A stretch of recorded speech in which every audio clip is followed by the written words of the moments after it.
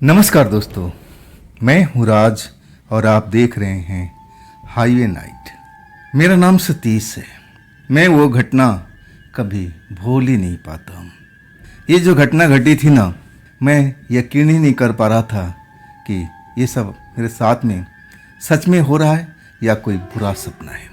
मैं अपने एक दोस्त की घर से निकला था पार्टी अटेंड करके।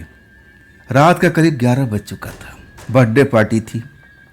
हाँ, मेरा दोस्त तो रोक रहा था कि सतीश रुक जा, सुबह ही चलेंगे, यहीं से हम साथ ही ऑफिस चल पड़ेंगे। हाँ, तब मैं कहने लगा कि नहीं, देखो मेरा परिवार भी है और मुझे जाना भी है और मुझे घर भी जाना है और सुबह में कुछ काम भी है। हाँ, मैं उनकी बात नहीं माना। हाँ, तब मैं निकलने लगा और तब मेरे दोस्त ने कहा कि परिवार के लिए कुछ मिठाई उठाई तो लेते जाओ। मैं मना करता रहा, लेकिन तब तक मेरे दोस्त ने एक पैकेट बना करके मुझे पकड़ा दिया था। हाँ, मैं उस पैकेट को अपने थैले में डाला और अपनी बाइक स्टार्ट कर दी और चल पड़ा था। ये जो घटना घटी थी ना मेरे साथ में, तब मैं बंगाल में रहता था। अब मैं महाराष्ट्र में आ चुका हूँ। वो साल था 2010 का, मुझे अच्छी तरह से याद है। हाँ, मैं अब उस मिठाई को अपने बैग में रख करके और फिर अपने घर की तरफ चल पड़ा था, जहाँ हमारा पूरा परिवार एक साथ में रहता था। हाँ, मैं एक ऐसे रास्ते को चुनाव कर लिया जो मुझे उस पर जाना नहीं चाहिए था। हाँ, वो शॉर्टकट जरूर था, लेकिन रात के टाइम में बिल्कुल वो रास्ता खाली रहता था। लोग बाग का मानना था कि रात के टाइम वहाँ पर ऐसी कुछ परछाइयाँ, कुछ भूत प्रेत चुड़ैल दिखाई देती है, लेकिन मैं इन चीज़ों पर कभी यकीन करता ही नहीं था और मैं तो बिल्कुल बेगर डरे हुए अपनी बाइक चलाते हुए और निकलता जा रहा था। अब जो घर था ना मेरा, 5 किलोमीटर बाकी था और वो एरिया बिल्कुल सुनसान था। तभी मेरे सामने में एक बुजुर्ग व्यक्ति आता है और हाथ रोकता है कि मतलब बाइक रोको, बाइक रोको। मुझे लगा कि इस बुजुर्ग के मुझे मदद करना चाहिए। अब मैं रुक जाता हूँ। जैसे रुकता हूँ ना, अब अंधेरे में आवाज़ देता है कि बेटी आ जा, बेटी आ जा, देख ये भैया तुझे छोड़ देंगे। तब मैं देखता हूँ कि अंधेरे में से एक लड़की निकलती है और मेरी बाइक के करीब आती है। देखने में जवान लड़की, और बूढ़े के पास आके रुक जाती है। अब बूढ़ा कहता है कि देख भैया आ गए हैं, अब इनके पीछे बैठ जा, अपनी मंजिल तक ये तुझे पहुंचा देंगे। मैं बस देखता ही रह गया कि मान ना मान मैं तेरा मेहमान। अरे मैं बाइक रोका था इस बुजुर्ग व्यक्ति के हेल्प के लिए कि इसको रात को क्या मदद चाहिए। अब मुझे क्या पता कि रोकते ही एक लड़की को आवाज़ देगा। लड़की अब सामने में आकर खड़ी हो गई थी और मेरी तरफ देख रही थी, कभी बूढ़े की तरफ देख रही थी। तब कहने लगा बूढ़ा मुझसे कि बाबू ये मेरी बिटिया है, इसको आगे तक छोड़ देना, जहाँ बोलेगी आप वहाँ उतार देना। मैं कुछ बोल भी नहीं पाया था, बस इशारा किया कि चलो अब जब बाइक रोकनी है तो बैठ ही जाओ। उस लड़की ने जरा भी देरी नहीं किया था बाइक पर बैठते हुए, लेकिन जब बाइक पर बैठ रही थी ना, तो जिस हिसाब से कद काठी था उसका वजन भी होना चाहिए, लेकिन वजन मुझे महसूस नहीं हुआ। तभी मैं ध्यान नहीं दिया, मुझे घर जाने की जल्दी थी। मैं तो खामखा मुझे लग रहा था कि मैं बाइक यहाँ पर रोक दिया, एक अपने लिए मुसीबत मोल ले लिया। मुझे यहाँ बाइक रोकना नहीं चाहिए था। अव्वल तो मुझे इस रास्ते पर आना ही नहीं चाहिए था, लेकिन अब तक तो देर हो चुकी थी। अब लड़की बैठ चुकी थी और तब बूढ़ा कहने लगा कि बेटी भैया तुझे छोड़ देंगे, भैया तुझे मंजिल तक पहुँचा देंगे, तू चिंता मत कर और डरना मत बिल्कुल भी। जैसे कोई अपनी बेटी को विदा कर रहा हो, बेटी उसकी ससुराल में जा रही हो या फिर कहीं दूर जा रही हो। मुझे ये सब अटपटा जरूर लग रहा था। अब मैं मन ही मन सोचना है कि चलो इनके बातों में कौन आए, कुछ देर का सफ़र होगा और फिर ये अपने उतर जाएगी, अपने घर जाएगी और हमें क्या करना है। मैं जल्दी से अपने बाइक दौड़ा देता हूँ, लेकिन जब वो पूरा सुनसान एरिया अभी भी था और मैं बाइक तेज़ी से भगा रहा था, तभी वो लड़की मुझसे कहती है कि भैया थोड़ा इधर आप बाइक मोड़ लीजिए ना, मेरा घर इसी साइड में है। अब मैं ब्रेक लगा देता हूँ। अंधेरी जगह होती है। सोचता हूँ कि बूढ़ा ने तो बोला था कि मेन रोड पर ही उतरना है, लेकिन ये तो अलग रास्ते पर जाने के लिए कह रही है। और तब तक वो लड़की कहने लगी, भैया ज़्यादा दूर नहीं है, बस रात का टाइम है ना, इसलिए मैं डर रही हूँ। मुझे लगा कि चलो पास में ही होगा, छोड़ आते हैं, जब बिठाई लिए हैं तो इतना कर ही सकते हैं। अब फिर मैं बाइक मोड़ देता हूँ। लड़की रास्ता बताती रहती है, भैया इधर ले लीजिए, इधर ले लीजिए। लेकिन मुझे लग रहा था कि आसपास में कोई बस्ती है ही नहीं, ना कोई घर है। हम अंधेरे में इधर से उधर भटक रहे हैं। अब मुझे कोई बाहर निकलने का रास्ता नजर नहीं आ रहा है। मुझे लग रहा है कि हम गोल गोल घूम रहे हैं उसी स्थान पर। उसी स्थान से निकलते हैं और लड़की फिर मुझे बहका करके, फुसला करके अब पूरा उस चक्कर में घुमाई जा रही है। और तब मैं जब कुछ समझ में आया, और तब तक काफ़ी टाइम हो चुका था। ना जाने मैं कितने चक्कर अब खा चुका था उस जगह का। और तब मैं बाइक रोकता हूँ और उस लड़की से पूछता हूँ कि हम कहाँ आ गए हैं। तब लड़की कहती कि जहाँ आना था हम आ गए। मैं अभी भी उसका मतलब समझ नहीं पाया।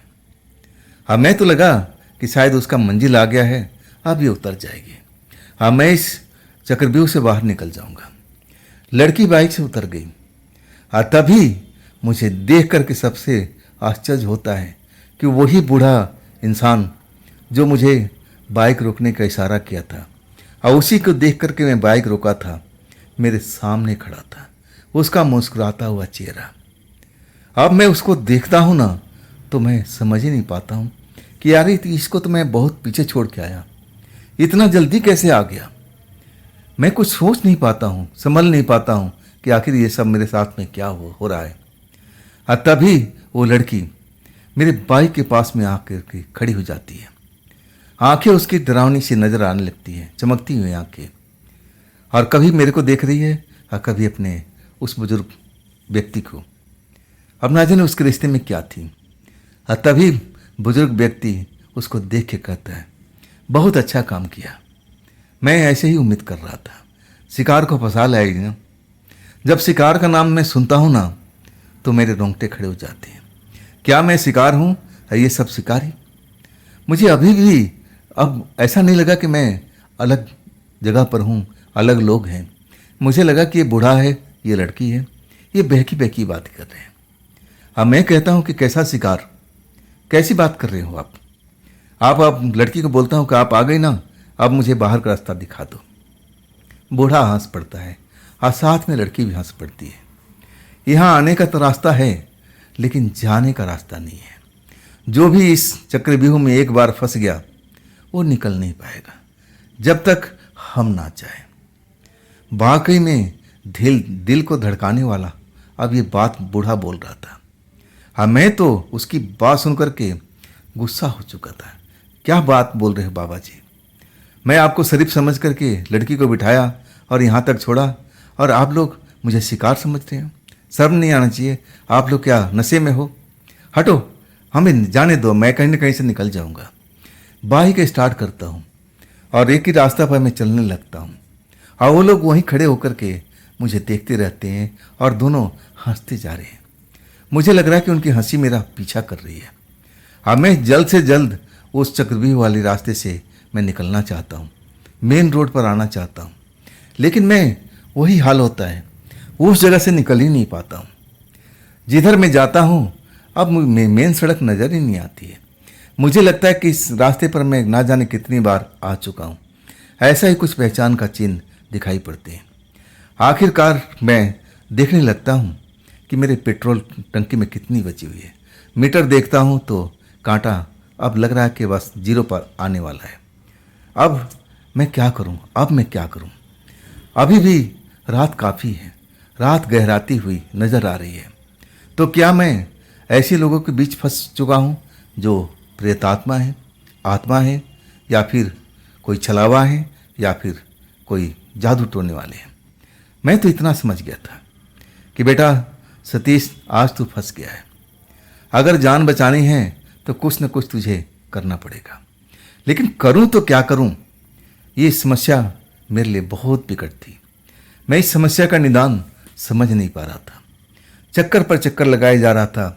कब मेरी बाइक खड़ी हो जाए कुछ मालूम नहीं था, लेकिन जितना कोशिश कर रहा था उस जगह से निकलने की कोशिश कर रहा था।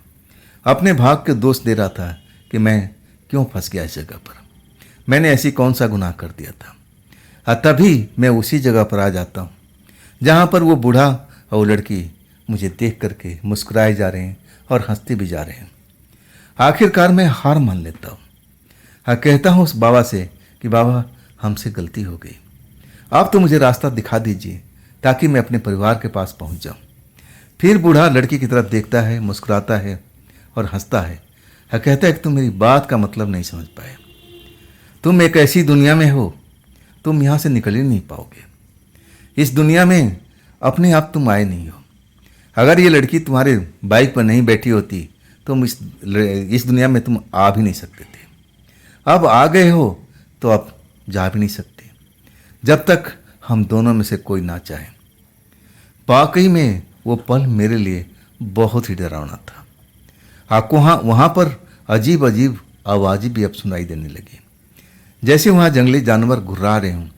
कुछ ऐसी आवाज़ें थी जैसे औरतें रो रही हो, उनको कष्ट कोई पहुँचा रहा हो। दिल को दहला देने वाला दृश्य तो नहीं, आवाज़ सुनाई जरूर पड़ रही थी। मैं अब जान गया था कि अब मैं इस जगह से निकल नहीं सकता। अब मैं क्या करूं? मैं रोने लगा। उनके आगे अब हाथ जोड़ के खड़ा था कि देखिए मुझसे गलती हो गई, मैं आप लोग को पहचान नहीं पाया। अब आप लोग मुझे पर दया दिखाइए, अब मुझे बाहर जाने दीजिए। तब जो लड़की थी ना, कहने लगी जरूर हम तुम पर उपकार जरूर करेंगे, लेकिन पहले अपना बैग तो खाली करो। मैं बैग देरी नहीं किया, मैं बैग जो था अब उनके सामने ही रख दिया। ये लीजिए, अब बैग में जो कुछ है सब कुछ आपका है, बैग भी आप रख लीजिए, लेकिन मुझे अब जाने तो दीजिए। तब तक लड़की बैग को खोल देती है और उनमें जो मेरे दोस्त ने मिठाई दिए थे अब उनको निकाल लेती है। मिठाई कुछ बूढ़े को देती है, अब खुद भी खाने लगती है। कहती है बड़ा स्वादिष्ट मिठाई है। मैं उनसे पूछता हूँ कि अब तो आपका मनोकामना पूर्ण हो गया, अब तो मुझे जाने दीजिए, लेकिन दोनों में से कोई भी जवाब मुझे नहीं देता है जब तक आखिरी मिठाई खत्म नहीं हो जाती है। तब वो मेरी तरफ ललचाई हुई दृष्टि से दोनों देखते हैं और उनकी नज़रों को मैं अब समझ चुका था कि उनकी जो दृष्टि थी मुझ पर लगी हुई थी, यानी मैं उनका शिकार था और वो मुझे खाना चाहते थे, मुझे भी हजम करना चाहते थे। तब मैं सब्र का बांध मेरा टूट चुका था। मैं ज़मीन पर गिर चुका था और गिर करके माफ़ी मांगने लगा कि आप मुझे छोड़ दीजिए, आप मुझे छोड़ दीजिए। तब वो लड़की आती है, अब मेरे सर पर हाथ फेरती है, कहती है भैया उठ के खड़े हो जाओ, अब डरने की ज़रूरत नहीं है, मैं अपने बाबा को समझा दूंगी। ये थोड़ा मजाकिया की किस्म कहें, ऐसे मजाक करते रहते हैं, आप डरो मत, मैं आपको बाहर तक छोड़ के आती हूँ। आप चलो अपना बाइक स्टार्ट करो, मुझे बिठाओ, अब मैं आपको बाहर निकलने का रास्ता दिखाती हूँ। वाकई में वो पल मैं आज भी नहीं भूलता। मुझे अपने कानों पर विश्वास नहीं हुआ कि वो लड़की मुझे अपना भाई समझ रही थी, बोल रही थी। अब वही मुझे अब सब कुछ दिख रहा था, अच्छा भी लग रहा था कि चलो मेरी कोई मदद तो कर रहा है। अब मैं उस बूढ़े की तरफ देखना भी नहीं चाहता था। लड़की के साथ में बाइक स्टार्ट करता हूँ। अब मुझे लगता है कि कहीं मेरे बाइक धोखा न दे दे, क्योंकि उसकी सुई 0 दिखा रही है। तब लड़की कहती कि अब देरी मत करो, कब मेरे बाबा का मन बदल जाए मैं उनको संभाल नहीं पाऊंगी। अभी वक्त है, जितना जल्दी अब इस जगह से निकलो, मैं तुम्हें रास्ता दिखाती हूँ, तुम इस रास्ते पे चलो। एक उंगली का रास्ता दिखाती है कि इधर चलो। मैं अपने बाइक दौड़ा देता हूँ। तब जा कर के मुझे अब लगता है कि मैं उस चक्रव्यूह से बाहर निकल चुका हूँ। रोड पर पहुँचता हूँ, मेन रोड पर। तब मैं पीछे मुड़ करके उस लड़की को शुक्रिया अदा करना के लिए देखता हूँ, तो देख करके हैरान हो जाता हूँ कि लड़की तो है ही नहीं। कब मेरी बाइक से उतर गई मुझे पता भी नहीं चला। फिर मैं रुका नहीं, पूरा शरीर कांप रहा था। मैं घर पहुँच करके ही दम भरता हूँ। सबसे आश्चर्य की बात थी, जो पेट्रोल की टंकी मुझे 0 दिखा रही थी और वो लेवल पर आ चुकी थी।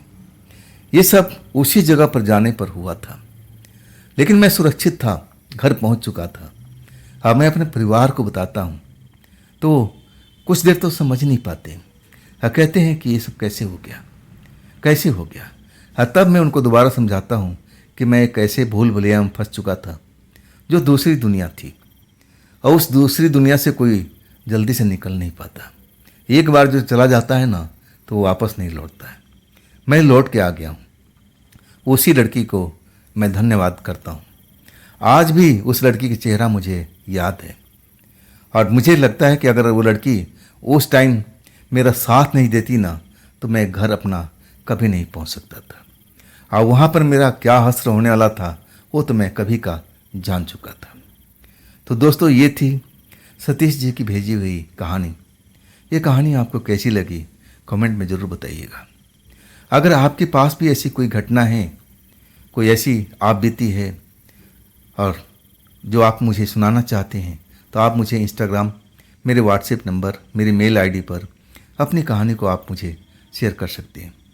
हाँ दोस्तों, ये भी चैनल आप ही का है तो इसको भी अपना प्यार दीजिए ना, लाइक कीजिए, सब्सक्राइब कीजिए, अपने दोस्तों को शेयर कीजिए। और फिर हम मिलते हैं कल की रात इसी चैनल पर, इसी टाइम पर। आप लोग अपना ख्याल रखिए। नमस्कार, जय हिंद, जय भारत।